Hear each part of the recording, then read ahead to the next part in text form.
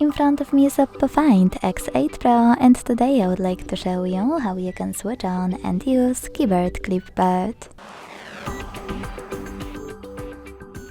All you need to do is launch your keyboard and click on Clipboard at the top of it.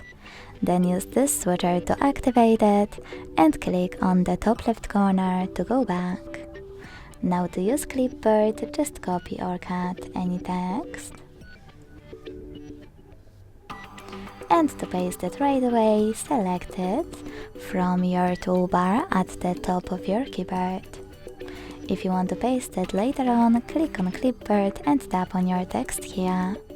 To pin it, use this pen, click on the text and tap on the pin. You can unpin it the same way. And to delete it, tap on the pen, click on your text and use pin icon instead. To disable Clipboard completely, tap on the same switcher. Thanks so much for watching. If you enjoyed this video, leave a like, comment and subscribe. Bye!